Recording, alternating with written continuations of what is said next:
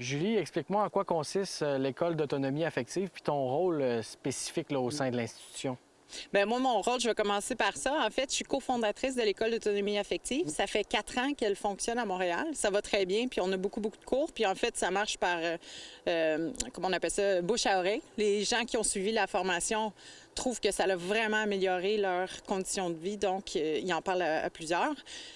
Puis, je suis aussi propriétaire, copropriétaire avec Dominique de la Bioferme des Caps. Moi, mes 2 passions dans la vie, c'est l'autonomie affective puis la nature, l'agriculture, la permaculture. Donc, c'était normal dans ma tête de joindre les 2. Fait que c'est pour ça qu'on est ici à la Bioferme des Caps, mais qu'on parle d'autonomie affective.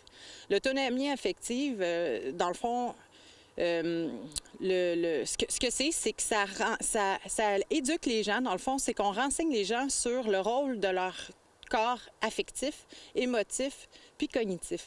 Puis ça, c'est quelque chose qu'on n'apprend pas à l'école. Tu sais, à l'école, on apprend à lire, à écrire. On est super bon dans le faire, dans l'avoir, puis dans le paraître.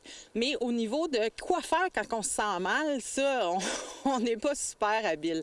Donc, c'est un besoin que la société a, qu'on répond avec l'autonomie affective. Donc, nous, on enseigne aux gens quoi faire quand ils vivent des émotions, puis comment se construire leur bonheur au lieu de continuer à répéter des schémas de pensée, des habitudes nuisibles qu'ils ont acquis quand ils étaient enfants, puis qui nuisent leur quotidien.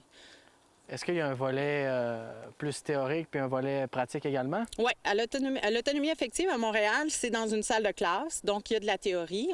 Parce qu'on n'a pas le choix de donner de la théorie, parce qu'on est mal outillé théoriquement, puis on n'a pas appris à utiliser notre discernement. Je vais vous donner un exemple. Si moi, j'ai appris que être jaloux, c'est une preuve d'amour, bien, je ne vais jamais la remettre en question, ma jalousie. Quand je vais me sentir jaloux, je vais juste dire, bien, c'est normal, mon chum, il est en train de parler à une fille.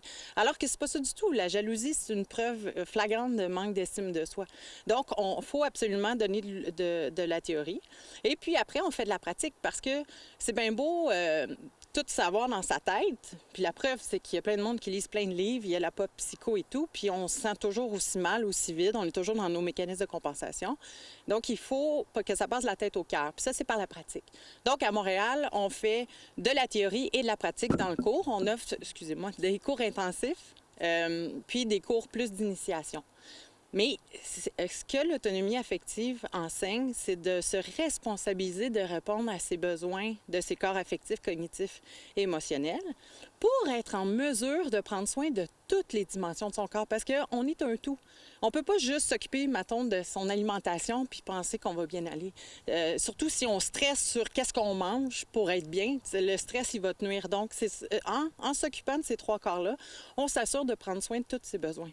Donc, c'était logique qu'on amène l'autonomie affective à la Bioferme des Caps parce que là, tu viens mettre ça dans un cadre enchanteur. Les gens qui viennent à la ferme pour suivre la formation, bien, ils décrochent. Ils sont dans la nature, donc ils ont accès à de l'air pur, ils ont accès dans un cadre qui vont les aider à se relaxer, à bien s'intégrer dans la formation.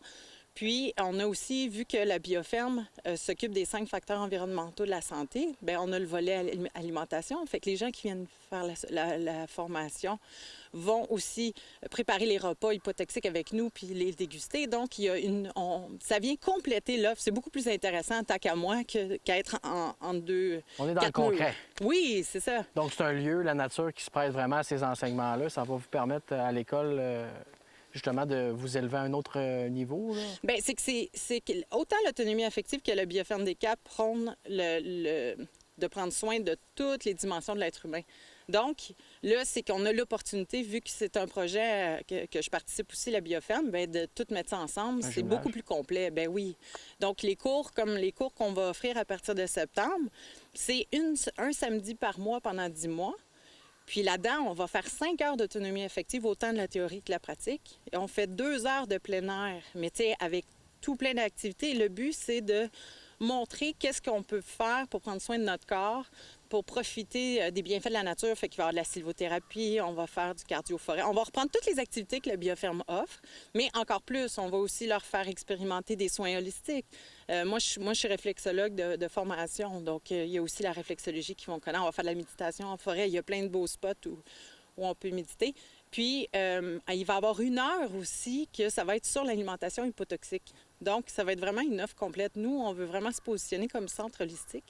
Puis, tu peux pas être un centre holistique si tu t'occupes pas de l'autonomie affective, si tu t'occupes pas des besoins du corps, puis que tu profites pas de la nature. Puis quelles sont les perspectives professionnelles pour les gens qui suivent ces enseignements-là?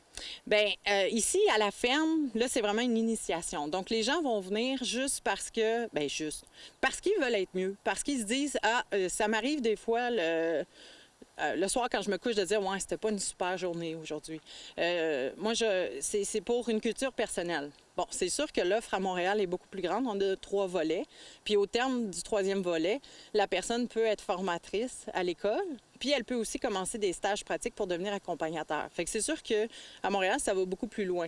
Ici, à la Bioferme, présentement, c'est vraiment juste pour la culture personnelle de la personne, pour qu'elle se dépasse, pour qu'elle se donne toutes les opportunités d'être vraiment dans un bien-être constant. Parce que COVID, pas COVID, trafic, pas trafic, là, c'est pas vrai que tu es obligé d'être mal. On est mal parce qu'on n'a pas appris à s'écouter penser, à s'occuper de notre programmation. Je veux dire, si tu es impatient ou que tu n'es plus capable de voir quelqu'un en portrait, bien, tu as besoin d'autonomie affective.